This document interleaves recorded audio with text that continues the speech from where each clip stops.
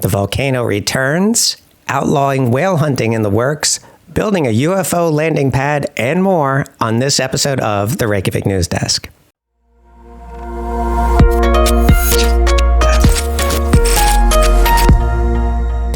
First up on the Reykjavik News Desk, in case you missed it, it is now legal to hunt fin whales again, but the matter is far from over. While Minister of Fisheries Andie Sophia's decision not to extend the fin whale hunting ban that she put in place last June has been making headlines around the world, the wheels are still turning here in Iceland.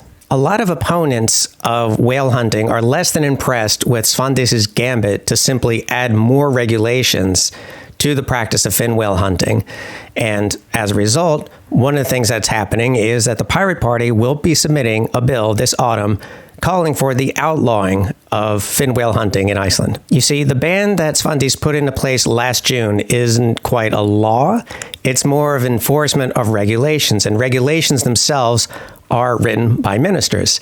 So rather than just leaving the question of to whale or not to whale up to the whims of whoever happens to be fishing minister at the time, pass a law, because it's much harder to overturn laws as opposed to rewriting regulations. Laws are also a lot harder to pass, and this bill would be no exception. You see, assuming that every member of the Independence Party and the Progressive Party would vote against this bill, and they probably would. There are two parties who've been very vocally in support of fin whale hunting. That would comprise 30 of Iceland's 63 members of parliament. So that pretty much leaves the ball in the court of the left Greens, right? Well, the left Greens have 8 seats in parliament, and at least 6 of them would need to support the ban on whaling. And that's assuming that every single MP of the opposition would vote in favor of outlawing fin whale hunting. And that's without even touching the MPs that vote in abstention, for example. Then the whole thing gets much, much murkier. Outside of Parliament, activists have promised that they're going to do everything that they can to stop whale hunting in Iceland, including one guy who has vowed to go on a hunger strike. Speaking of activists doing everything in their power to stop whaling, a couple of activists boarded the boats, the whaling boats, this morning, crawled up the mast and got into the crow's nest and are refusing to leave, which is pretty amazing. They've released a statement, and I've linked it in the description below. And now, back to the video. And one major point in their favor is the Icelandic film industry.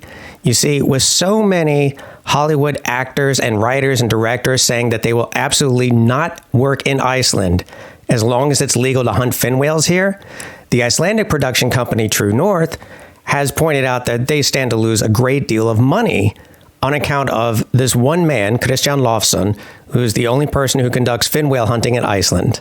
And True North have lawyered up, and they're hoping to convince the government that allowing this one person to engage in an industry that doesn't make any money, that has no domestic market, that most Icelanders are opposed to, and actively hurts an industry that does make Iceland money, that is film and television, is not a great idea, and they should stop supporting this and pass the law outlawing fin whale hunting. Katrín Oddsdóttir, who is a lawyer for True North, probably put it best by asking, should a tycoon with a special longing to kill be allowed to destroy an entire industry?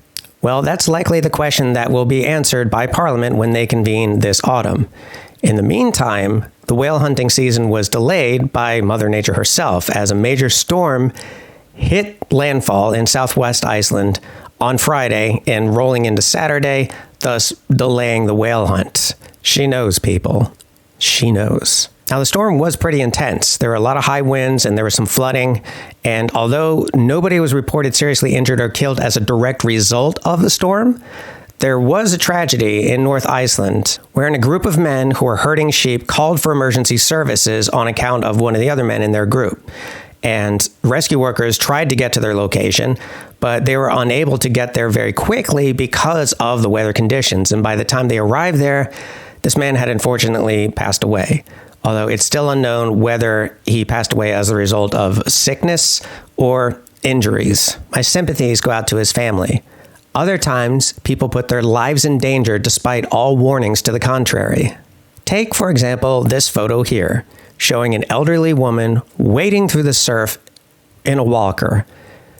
That surf, by the way, is taking place at Reynisfjara Beach, which is a notoriously dangerous beach, which has claimed 5 lives in the past 6 years. Why didn't the person taking the photo warn them that they are in a dangerous situation, you ask? Oh, he did. He did, and he was told to mind his own business. Tour guides I've spoken to have shared similar stories of taking tourists to this beach and then warning them to stay away from the water because there's some very dangerous sneaker waves that can slap up there. And even telling tourists, hey, get away from the surf, like there's dangerous waves. You could get pulled in and drowned, as has happened several times before, and being told in turn to mind their own business. And some people have even gotten aggressive with these tour guides who are just trying to help save their lives. So to me, this leaves 2 possible solutions. Either we have the beach constantly staffed with some burly Viking types who are ready to physically pick people up from the surf and carry them away from the waves, or we close down the beach altogether as just being too dangerous a place to be a tourist attraction. Personally, I'm in favor of the latter because honestly, Reynisfjara, apart from being dangerous, is it's nothing special. There are plenty of black sand beaches circling this entire country, and most of them aren't trying to kill you. But hey, if it isn't the sea trying to kill you, it's going to be the land. The ground around Fagradalsfjall volcano, which erupted last summer and the summer before that, that ground there has started to rise and has risen by 1 centimeter. This is very surprising because, as you'll remember, the eruption ended in early August, and rising ground in or near a volcano is a sign of one of many signs of an impending eruption, although not definitively so, as any scientist will tell you. Now, I'm not a scientist. I even failed my degree in mixology, so I leave it to the scientists who are on the scene to monitor the situation closely and to be able to come to a best decision about whether or not there is an eruption coming. But if I may, I'd like to offer my amateur layperson's assessment of this geological development. Oh, come on. Come on. My lungs are just starting to heal from a month of inhaling sulfur dioxide every single day. And I swear, there better not be any earthquakes. Okay, I'm from Baltimore. I've had guns pointed at me. I've been shot at, and nothing scares me like earthquakes do. So mark my words, Reykjanes Ridge fault line. If I feel so much as a shiver coming from your direction, I'm going to go down there and who am I kidding? I'm going to lay down on the floor and cry, like I always do. In more encouraging news, they're building a landing pad for UFOs in the Westfjords. Okay, it's actually a work of art by a person named Björn Dahlem, and it's an installation piece called We Are in Space. And the stated purpose of this piece, I think, is kind of neat, because it's to remind people that space is not something that is out there.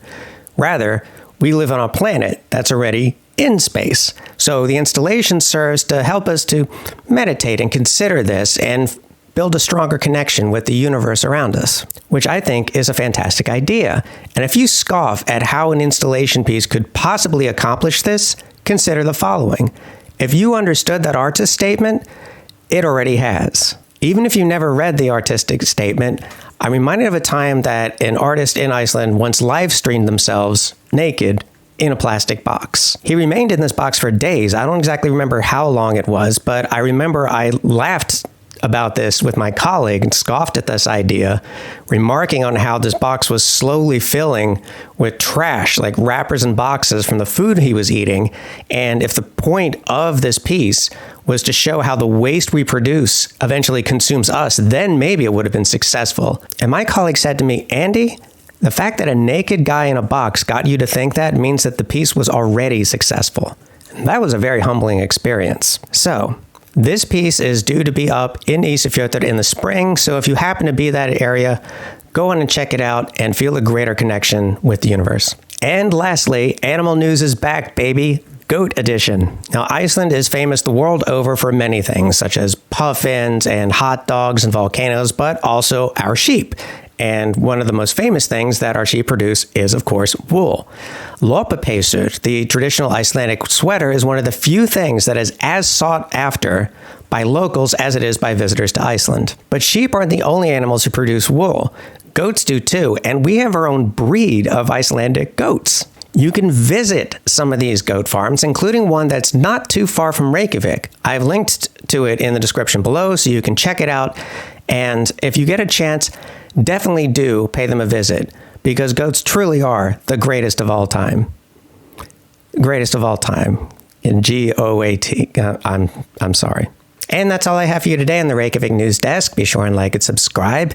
And in case you missed it, my next Ask Me Anything session will be September 16th at 1600 hours GMT. That is 12 noon Eastern Standard Time for you Americans. And this is a time for patrons and I to get together on a video call wherein, yes, I am asked questions, but mostly it's a time for us to reconnect, hang out, have a laugh. We always have a great time. I really hope to see you there. Also, I finally have a date for you for my next single topic video. And that single topic is my time in Icelandic politics. In case you didn't know, I was a member of parliament for a short amount of time, and it was quite an adventure, a very educational experience. And this topic was decided by a viewer poll, which is also on my Patreon. And the date that this single topic video will drop, let me just check again, will be September 25th. So mark your calendars, stay tuned for that. And both the Ask Me Anything and the viewer poll are two of the things that you can get by signing up for my Patreon, which is linked in the description below.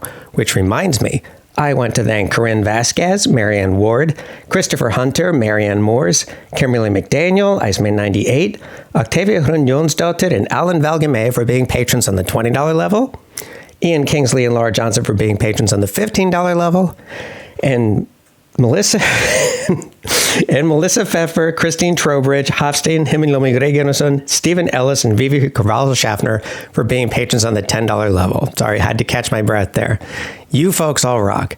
Thank you so much for tuning into the Reykjavik News Desk. Be good to each other.